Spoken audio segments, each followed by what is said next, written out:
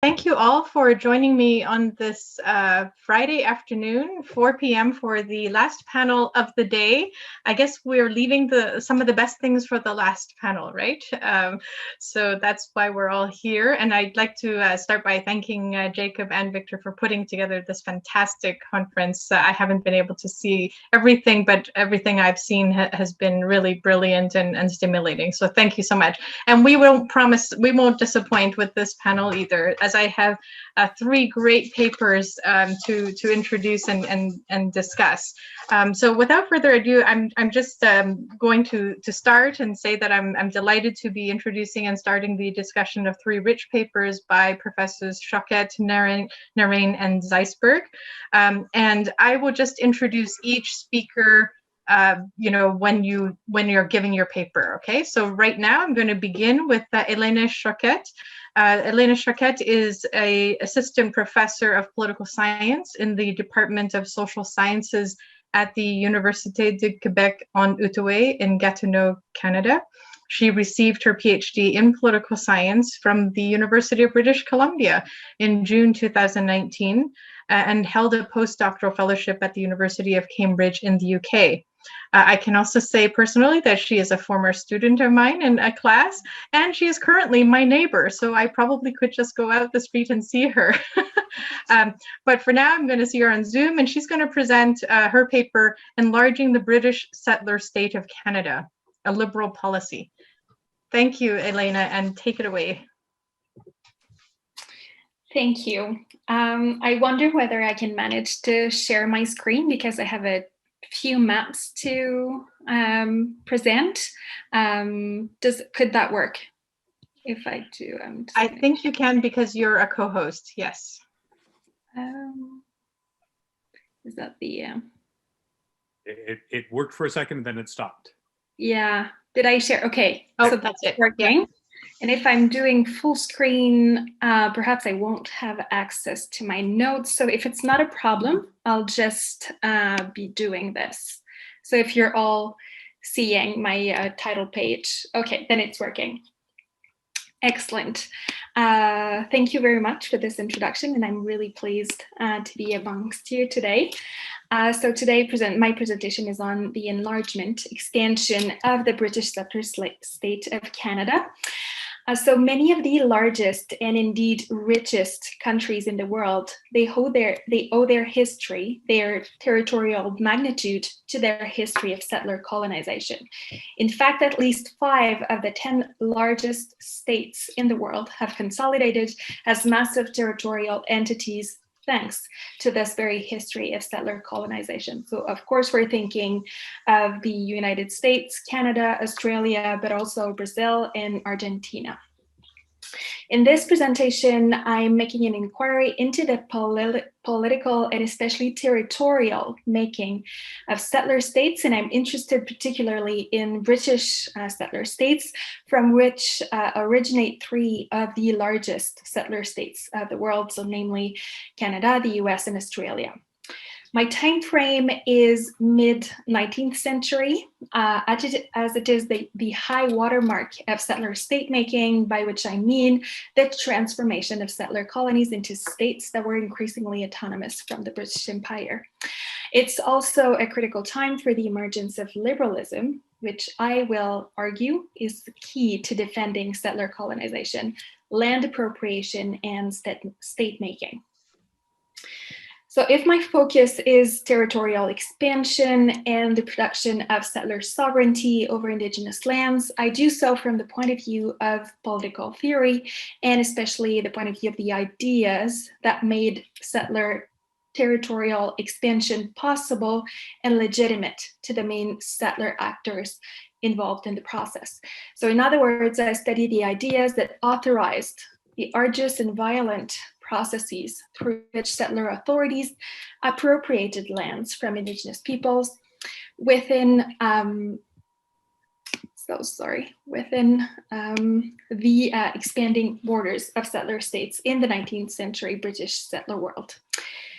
So if we are to focus on settler land appropriation, a very interesting case to study is Canada, around the time of Confederation. So that is the Union of British North American Colonies into Canada, which happened in 1867. So I study Canada for two main reasons. First of all, the way that the land appropriation happened, and secondly, the form of Indigenous resistance to that appropriation. So I'm going to go into a few details about these two. So first of all, the appropriation of Indigenous lands to achieve the current territorial size of Canada was a process that happened, for the most part, over a relatively short amount of time, and was a process that was relatively linear. So I have maps here. Oh, I forgot to.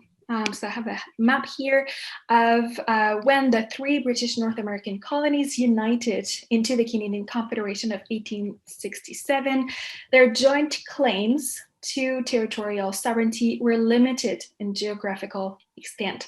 So what we have in shades of red were the Canadian provinces to be, and in shades of blue and green, we have territories and colonies formally under British title.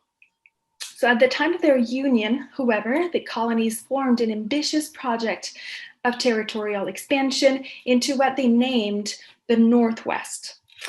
By 1873, so that is a bit less than 6 years later, the Dominion claimed to have appropriated the Northwest in its entirety, such that what we have is that most of the shades of green and blue are gone and replaced by shades of red.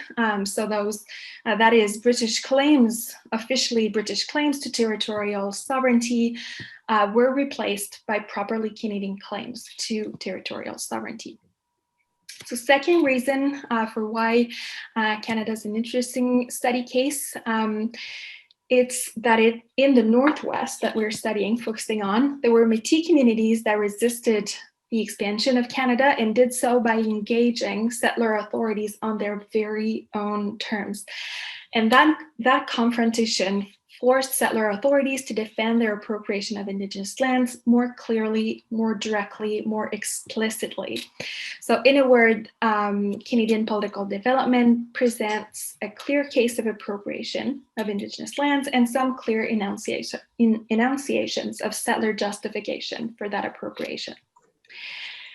So the first step of my project, I have a few other slides, is to demonstrate that the most successful advocates of territorial expansion in Canada self-identified with the larger Western tradition of liberalism that was emerging and being negotiated during that time period, so mid-19th century. In particular, I argue that a certain strand of liberalism has served as a justificatory ideology for land appropriation in settler colonies. And because the language of territorial appropriation borrows from the ideological resources of classical liberalism to produce, so for the purposes of producing settler colonial sovereignty, I term this language colonial liberal. So in other words, I argue it is a colonial liberal ideology that Canada as a settler state mobilized to justify the making of itself as the massive territorial entity it is still taken to be today.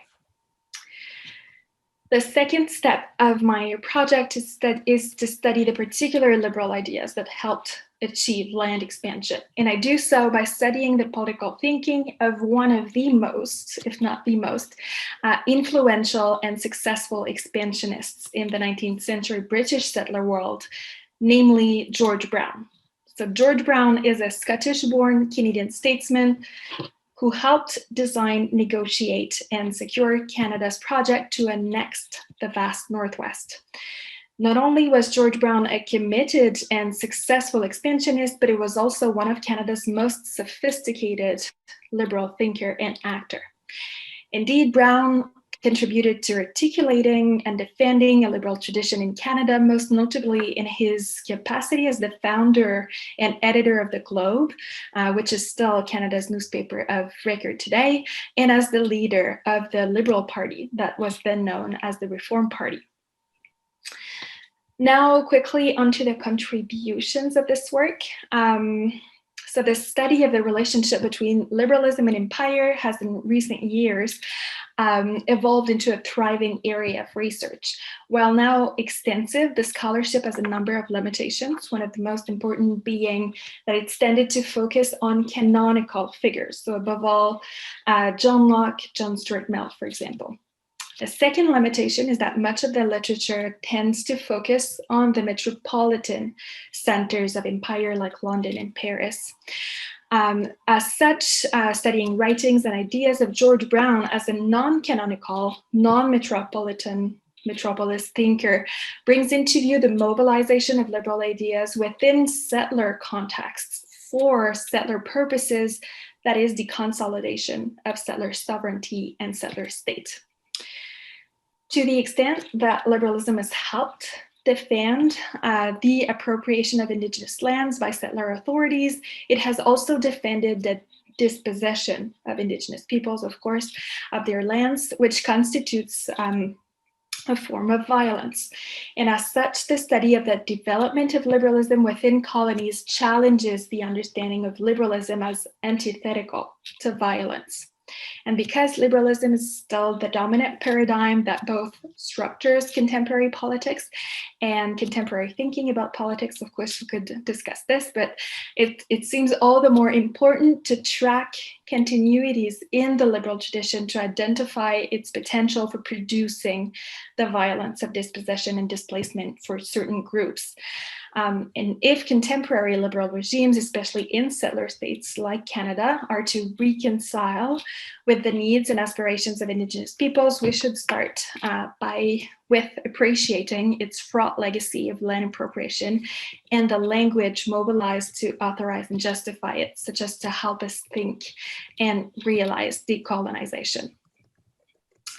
So first, I'm not sure it's necessary, but I will provide a very quick definition of settler colonization.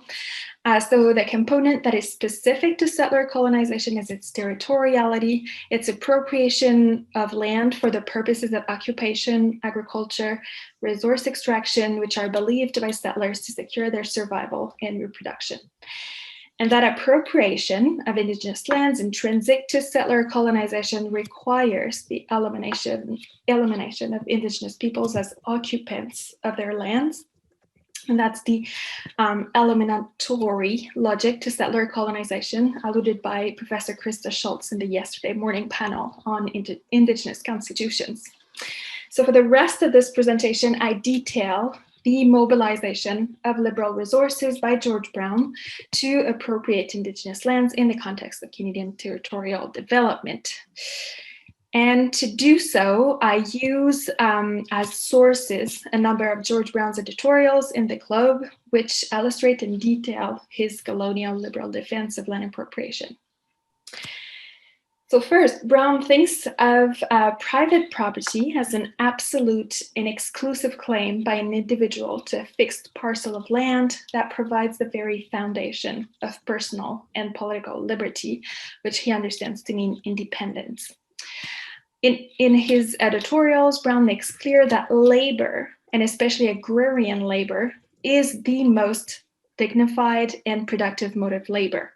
And as such, it is the best basis to title in land. For that reason, he asks, why should Northwestern lands, so lands in the Northwest, not be given away to those who will make it productive? So he thinks that land ought to be owned by those who will make it most productive in a very specific sense, and that this very ownership affords freedom, according to Brown. Constitutionalism is, and how to describe and evaluate cases that seem to be at the boundary or edge of constitutionalism properly understood, right? Turku Ezekiel talked about authoritarian constitutionalism not being an oxymoron, and Pratap Banu Mehta talked about the deterioration of constitutional order via majoritarianism, the erosion of civil liberties, increase in centralization, control of the information order, backed by a social movement supported by business and capital. Well, so I think the papers on this panel raise a kind of challenge that the boundary between constitutionalism and its other, the degraded constitutionalism, is perhaps an illusion, at least from a historical perspective. Degraded constitutions are actually what constitutionalism is, historically speaking. And not any constitutionalism, but liberal constitutionalism. So given that liberal constitutionalism's history is dispossession and genocide, racial and gender inequality and oppression, how does a theorist make possibility out of that history? And how does acknowledging this history reorient the way that contemporary normative theorists and empirical scholars of constitutionalism do their work? So I invite all three of the paper presenters to tell us why history matters to the study of constitutional theory and practice. I think you obviously, at least two of you have taken that historical approach, and I'd like to hear more what you would think about why this contribution is important. Now, the papers examine the construction of various boundaries that inform who is inside and who is outside the constitutional order, and then also how these constitutional boundaries operate to deepen or entrench other boundaries. And the other boundaries in question are based on civilizational, gender, and racial hierarchies that posit boundaries between the civilized and the savage, the male, the female, as well as white and black. Now, these boundaries have implications for how constitutions and constitutional orders construct the public-private distinction, especially with respect to the boundaries between family and state, social groups and the settler state, society and state, religion and state, or religious associations in the state. And I think all three papers do a great job of showing how much constitutional activity, that is, the activities that shape and entrench and transform constitutions as political legal constructs, happen outside of those spheres and activities. Now, following on some of the discussions we've had on the Indigenous challenges to Canadian constitutionalism panel, I wondered to what extent constitutional exclusion is the problem in these cases that are discussed in these papers. Focusing on constitutional exclusion as a problem implies that constitutional inclusion is the remedy. But is it accurate to characterize problems faced by women, Blacks, and Indigenous peoples as one of constitutional exclusion? Or is it more a problem of inclusion on unequal terms, or a problem of inclusion that justifies exclusion from standing universes of belonging and the universe of constitutional rights and obligations? For example, Adom Getachew, in her book, World Making After Empire, argues that Africans were not so much excluded from international order as included, but on unequal terms and burdened membership. And Anthony Angie also argued with respect to the historical development of international law that Victoria did not exclude Amerindians from natural law, but included them, which was actually what made them subject to charges of violating natural law, justifying the usurpation of their sovereignty by Spanish princes. I think these works point to how much the inside is constituted by the outside, which means that the boundaries in question don't function to exclude or separate, but function in fact to connect, though in a way that asserts a fundamental difference between the groups connected for the purpose of elevating one and subjugating or eliminating the other. Rather than, for example, connecting in a way that produces equal recognition or mutual flourishing. So I think we see here how a recognition of difference or pluralism in the construction of constitutional order in Canada, India, and the United States can buttress objectionable inequality and domination. So here I fear pluralism may not be the answer after all. Now, getting to the papers, Choquette's paper, Enlarging the British Settler State of Canada, Liberal Policy, well, it's a really great paper, I have to say. It explains how Canada became Canada. The paper shows how Indigenous dispossession happened based on liberal justifications, including settler liberty, but at the cost of Indigenous dispossession. Because she summarized her paper so well, I'm going to skip the summary part, except to say that I really like how you focused on George Brown, who, you know, obviously is not from the metropole, as you say. He's really giving us, you know, what liberal proponents look like in the settler colonial context. You do point out, though, that his sort of endorsement of the sort of agrarian labor view of property is deeply indebted indebted to Locke. I just wanted to point you to one of Mark Goldie's Carlisle lectures on Locke recently. I don't know if you saw that, but I think that it's worth a little footnote at least, or some reference, because he does exactly talk about how Locke, as a member of the Board of Trade and Plantations, ends up wanting to annul these unconditional land grants, to large tracts of land to colonists in upstate New York in 1698. But the reason particularly is exactly what you say, right? This is to extend the settler's dream to everyone, including those who were, sort of poor migrants to America. But again, although Locke does not do it at the expense of Indigenous peoples in 1698, this idea of moral improvement through labor, of course, can become used against Indigenous peoples. I think your discussion of the violence involved in settler colonialism is fundamentally correct. That the fact that it justifies not only land dispossession, the violence required for that, but also the violence against Indigenous resistance as a kind of illiberal, it's like the Métis ruin the realization of this cherished dream, the settlers' dream of freedom, right? Now, you end with the claim that highlighting the importance of land dispossession in constituting Canada brings into view the territorial premises of liberal rule, thereby contributing to its decolonization. I'm sure you have another chapter on this because it sounds very leading to me, but I would like to hear more about what recognition of this history means for the prospect of decolonization. Can Canada be decolonized, and how?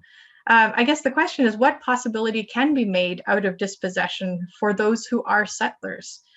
Or does Canada as a territorial sovereign entity have to be destroyed? In a way, is it not right that Indigenous resistance and survival does require the elimination of the settlers' freedom dreams, something more than constitutional revision in political or legal senses? If this is the case, and you don't see it as a feasible, conclusion, then what is the possibility that can be made out of dispossession for those who are dispossessed?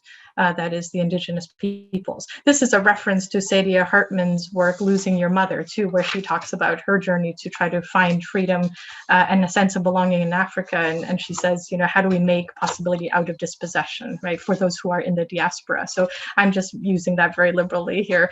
But thank you so much. Well, I'm going to move on now to Mariahs Icebergs paper. And as she pointed out, it had a better title than the one I started talking with you about. Conduct is more convincing than language, which really captures exactly, I think, the thrust of her paper. Mariah's paper pushes the boundaries of what constitutes constitutional activism by examining the family and family life as a domain of constitutional production, as well as reproduction, as well as revolution. Focusing on the sisters, as she pointed out, of Sarah Angelina Grimke, who became the most impactful slavery and feminist activists of antebellum America. Her paper I found enriching because it precisely focused on the social, both its connection with and ability to reflect as well as transform the legal and political constitutional order.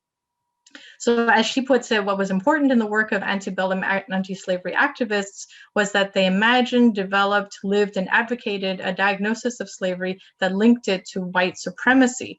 But they didn't link white supremacy only to slavery, but to the entire social, political world that produced the experience of the violation of human rights. And so I really enjoyed this focus on family making, because I think it raises these questions about what is the relationship between family making and world making, of the kind that, for example, Adam Getachew talks about. Now, my question, and so I'm really interested in seeing where this research goes to show how terms of family production are related to constitutional production. As you say, it falls into this work that Gretchen Ritter writes about the social constitution, which obviously is something I need to read. My question for you then is, do you think family making was especially consequent in the antebellum period? Or do you think that in general, those who are interested in constitutional change as well as resistance to such change should pay more attention to the realm of domesticity, to the private familial lives and social relations, especially of those who are marginalized. And I'm asking this remembering, how many cases I heard of American friends who said they had these terrible family conversations during Thanksgiving when Trump was in power, right? So it does make me think that, constitutional activism is happening at the dinner table. And why don't we study that as part of our study of constitutional politics? But I think, what's really important here is by decentering where we should look for constitutional activism, I wonder whether you have a kind of sharp critique of those who do constitutional theory and practice in a more traditional sense. Do you mean to criticize the boundary between the social, cultural, and the political and theory of constitutions as basically unproductive? So I'm asking you to be a bit forthright if that's what you're trying to say. So next, then, moving on to Vrinda's paper on constitutional law and women's equality. Her paper, as she explained very well, talks about the fact that despite the constitutionally guaranteed fundamental rights in the post-colonial Indian constitution, the material reality of women's lives has not been improved very much. And she focuses on how this happens, right? How in the Constitution itself, the attempt to balance religious freedom with gender equality has not worked very well, and has often worked to the detriment of women. Now, I think what was most productive and interesting to me in this paper was the concept of feminist constitutionalism. As Vrinda points out, feminist constitutionalism has certain features of focusing on substantive equality, of focusing on the center versus the periphery, and on structures such as the public-private dichotomy. Vrinda also adds, that feminist constitutionalism examines questions such as, do judicial decisions recognize women's constitutional agency and empowerment, or do they reinforce a narrative of victimhood and subordination? I found this all very interesting. Now, I think that this is another case, however, where I wonder, if I can ask Vrinda to say more here, how does the history of gender inequality and its entrenchment in social relations and practices, fortified in various institutions such as religious institutions, affect constitution making? In this case, the prospects of the Supreme Court of India's judgment to actually affect any change at the level of societal conduct versus only in law. So I guess I'm throwing back, the title of Mariah's paper, right? Conduct is more convincing than law. So here we have, or language rather. So here we have the legal language of a judgment in the case, in the Sarabamala case that you mentioned, but very little social uptake, right? So this makes me wonder about the prospects of effecting change absent the social uptake. And this raises the problem that, even if judicial independence is not compromised, can feminist constitutionalism make progress without engaging in constitutional activism of the kind that Mariah's paper suggests, beyond the legal struggles and in those social realms that have had such pervasive impacts on women's lives and prospects? So I guess I'm asking if you think that to change the persistent disadvantages faced by women with regards to, all the identifiers that you laid out, whether feminist constitutional activism needs to pay more attention and perhaps focus more energy on the private sphere of the family, but also to engage more with and the religious organizations and realms of law that focus on the realm of domesticity. So again, I think what all these papers do then is really show the importance of the state-society relationship rather than the boundaries that separate them. Thank you very much. I'm sorry, I probably went over time myself. Can I please give you all a chance to say something? Thank you. Can I give you all a chance to respond before we open to the floor? Who would like to start? Éléna? Thank you so much for this. At first, I thought that this being recorded would make me nervous. Now I'm just very glad this is being recorded so that I can go back to the questions that you ask and take my time to really delve into everything you've been through. So thank you very much for this wonderful and very deep reading of my paper, but also the connections you've made between the papers. And I did to notice, especially with Mariah's paper, we have an approach that is similar in a way, very historical, to look for non-canonical thinking, also for thinking that is in action and how that changes the way that we conceive of things. And I really liked, so the way you asked, Catherine, the question of constitutional exclusion. Is it really the problem here, or is it not something desirable in a way? If I'm thinking about the problem of the relationship between indigenous and non-indigenous peoples in Canada, perhaps constitutional exclusion is something we might want to think as, if we are thinking about constitution that goes with concepts like crown sovereignty, land title.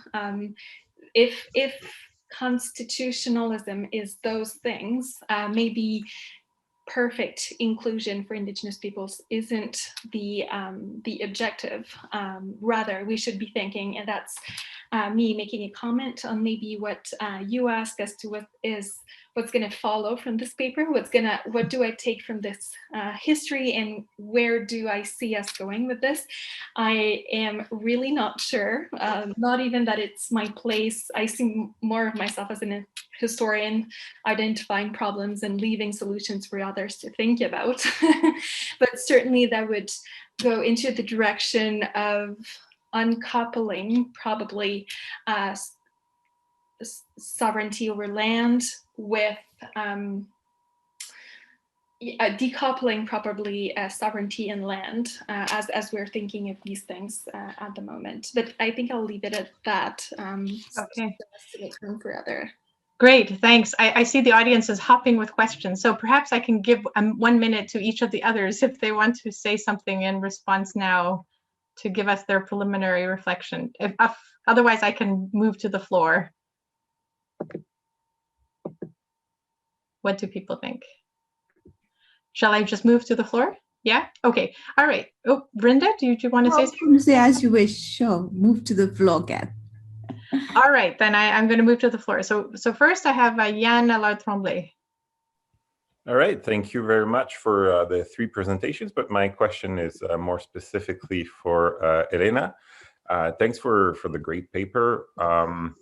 And I want to come back on something Catherine mentioned. So the idea that of degraded constitutionalism, and that liberal constitutionalism itself might always have been degraded. And I think that my question is then more about how does your work fit in some broader aspects of the current literature on what we could call modernity coloniality. So the idea that these modern liberal ideas have always been colonial. They always had an underside, an underbelly, a darker side, as Walter Mignolo calls it. That freedom is associated with thraldom, that the liberal is always opposed to the knave, the ruffians, the barbarian, that humanity is never always complete, right? That there is always the incompletely human. And that connects with other works, such as that of Aziz Rana in Two Faces of American Freedom, where he discusses the dynamics of American freedom, which requires the exclusion of indigenous peoples, of Mexicans, and the similar dynamics that, his name escapes me now, but Empire of the People is the title of the book, but the name of the author escapes me.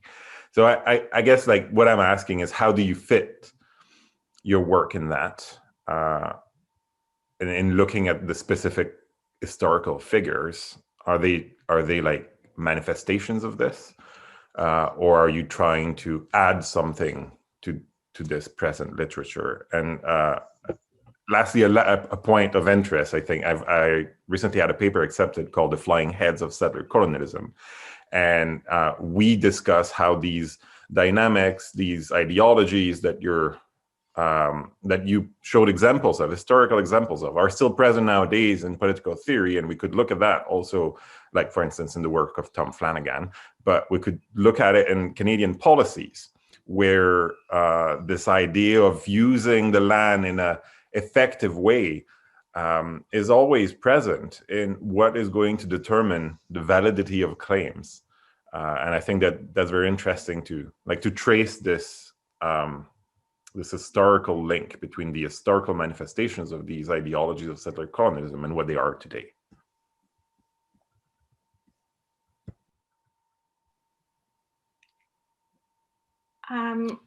Do I respond, or I know that I've already talked somewhat. If you want to say like a minute, Okay. a short response, since Okay. Thank you very much for these questions. I think I can boil down the debate on liberalism, whether it's been argued by Duncan Bell that we want to decide whether liberalism is necessarily colonial, whether it is colonial in certain circumstances, or whether true liberalism can never be colonial or subjective for certain peoples. And I do find in my work that it is correlated, or in its effect, liberal policies, liberal ideas have reduced exclusion. I'm not sure whether I want to say it always does, probably not, but certainly in the context that I'm studying, I want to say I would be more inclined to make that argument, and I'm in good company in making that kind of argument. I think the name you were looking for is Adam Dahl. But thank you for all the references. This is going to help me go forward. And I'm certainly looking forward to read this paper, Flying Heads of Settler Colonization. Thank you. Okay, so we have 5 questions and 12 minutes. So please try to keep your questions short. I'm going to ask Victor to ask his question next. Victor? Sure, thank you. So I have questions for everybody, but I'll limit myself to one to Vrinda. I wonder how much the reasoning of the Supreme Court on the issue of access to temples turns on the previously agreed upon status of the temple as a public space. That is, it seems that, in the American case, the question of public accommodation is usually used, or rather the settling of the question of a space as a public accommodation is used as a way to prevent effective discrimination within that space, but usually churches are excluded. That's why very often you have to differentiate between, say, the assembly hall that you can rent out for birthday parties and the church in which you have a little bit more control. It seems like a similar case to the case of the Western Wall in Israel, where similar claims of inclusion have been litigated. But given other histories of the relationship between, or of the public status, public versus private status of religious institutions, it seems like you would not be able to export that kind of claim, for example, to churches in Canada, the United States, or that you would be able to extend that kind of reasoning to, say, the context of service in the ministry, where there's also an access, an equal gendered access. So how much of the case actually turns on a pre-classification of the temple as a public space? And thanks for that question, Victor. I'll answer really quickly, just keeping in mind the time. So I think that the question is a great one. And the answer is, it's very specific to the development of the Indian Constitution and the relationship between, say, Hinduism and untouchability. And I think that's the kind of heart of the matter, because with untouchability being prohibited by the Constitution under Article 17, it says that all temples must be thrown open to all Hindus.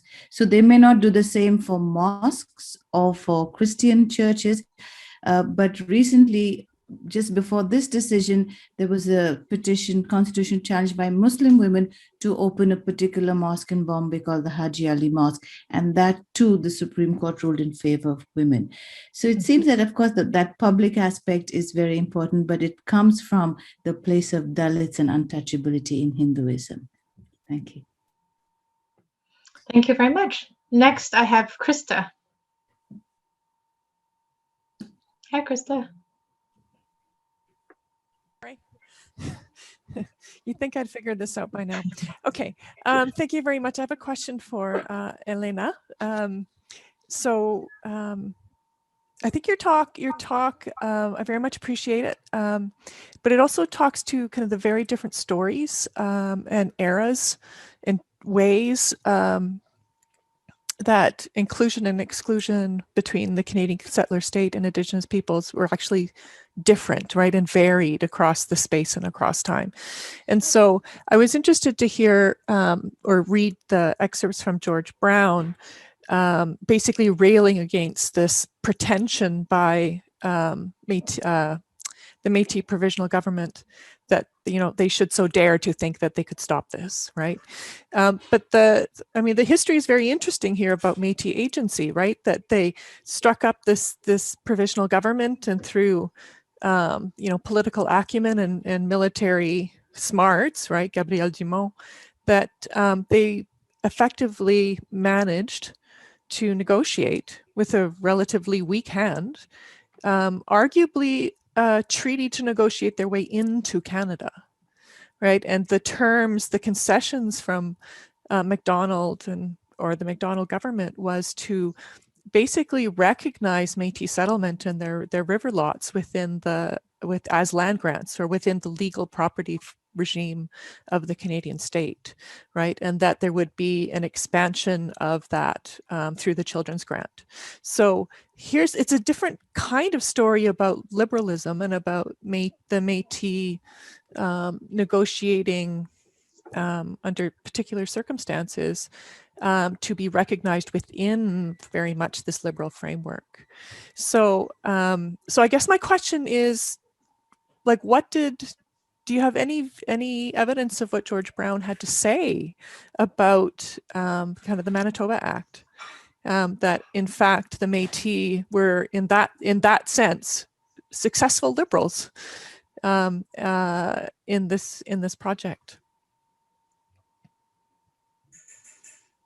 Yeah, thank you for this. Part of the reason why this very episode is interesting to study from the point of view of ideas is that we have evidence. We have the resistance was violent, military, so it prompted a response, and we have a clearly written response, which isn't the case for many other episodes, like treaty making wasn't as well documented. So unfortunately, this isn't as easy to make something out of.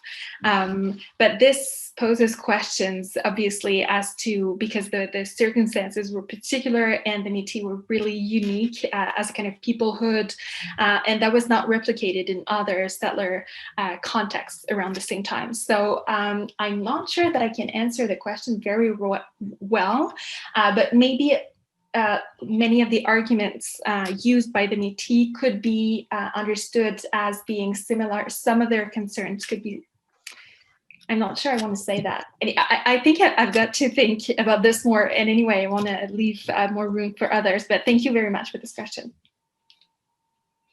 All right, thank you. Lots to talk about. Okay, next I'm going to take Vertika's question. Vertika?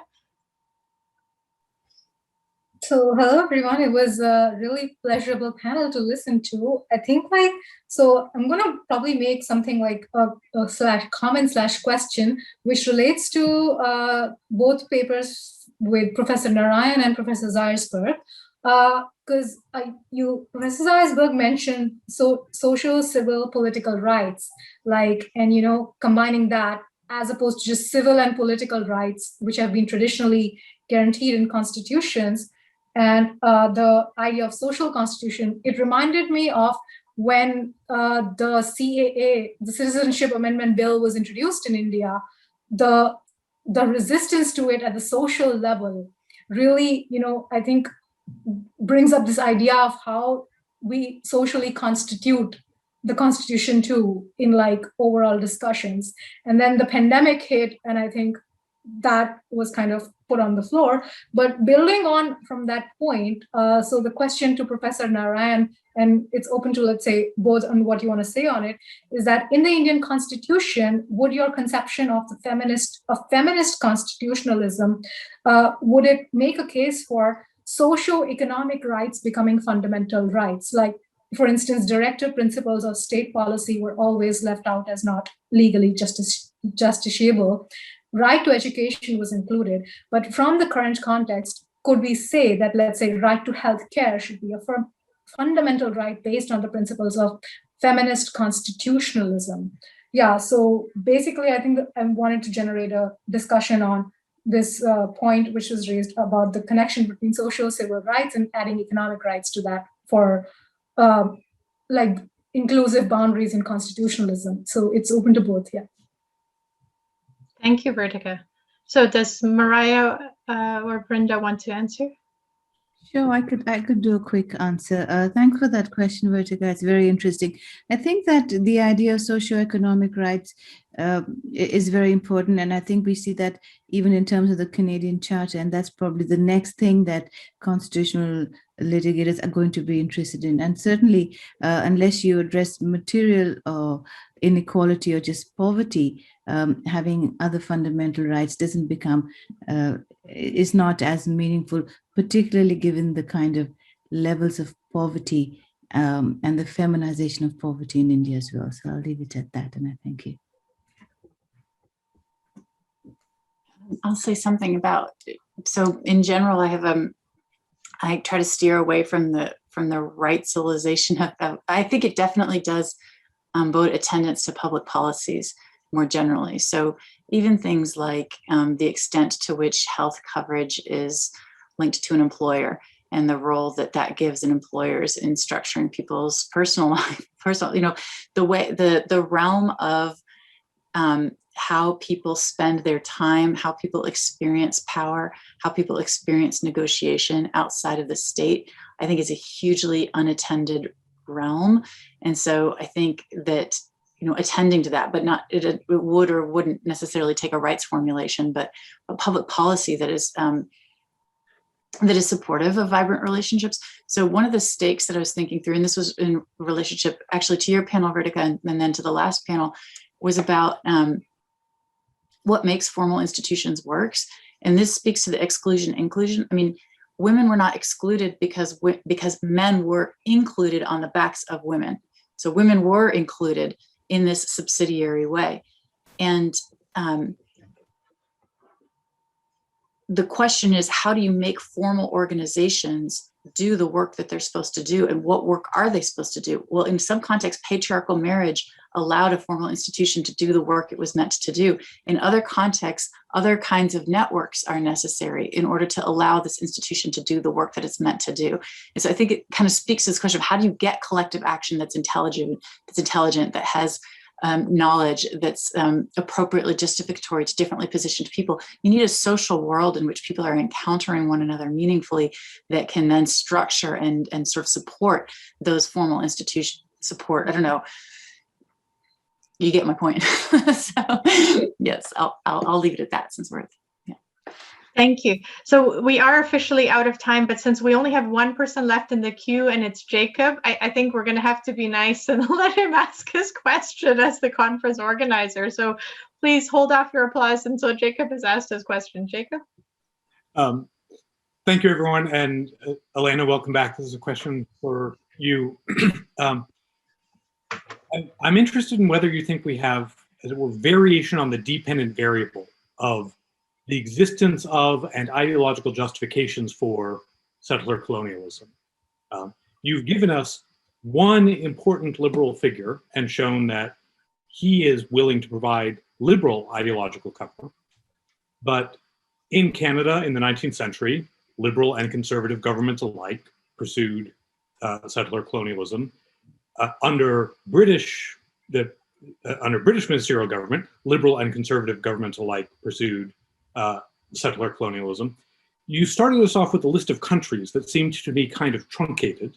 You gave us Canada, Australia, the United States, which all have, through their Anglo descent, a kind of generalized sense that, well, there's something liberal about them. But the ideological justifications of settler colonialism in Brazil, certainly, in Argentina, arguably, were quite different. And you left off China and Russia from your list of the biggest countries in the world that have histories of territorial expansion via settler colonialism, but China and Russia have such histories. And the ideological justification there bore no resemblance to anything liberal. Which is to say, I worry about picking one figure from one of those histories and saying, aha, liberalism, thus settler colonialism, instead of at least entertaining the idea that ideology is epiphenomenal, or maybe ideology gives slightly different characteristics to what imperial expansion and settler colonialism looks like. But unless we're going to say liberalism is just the whole of modernity, which your paper really doesn't do and is careful not to do, and I appreciate that. But if we don't say liberalism is the whole of modernity, then I think there needs to be some parsing out of which part of what we're seeing is liberal window dressing on top of just big underlying power dynamics, and which part is actually meaningfully liberal in some causal sense. Does that make sense? Thank you. Yes, it does. I think that I've understood yes. And to be fair, and I hope that I'm clear in the paper, but in my introduction, I'm not starting with liberalism. I'm starting with settler colonization and expansion. And then I move on to, if we are to understand settler appropriation, we need to, it's interesting to be looking at the ideas that accompanied it. And I'm interested in a subset of these, and then carefully leaving out the history of countries that I don't know enough about to be making any kind of argument. But saying later on history of all. Oops.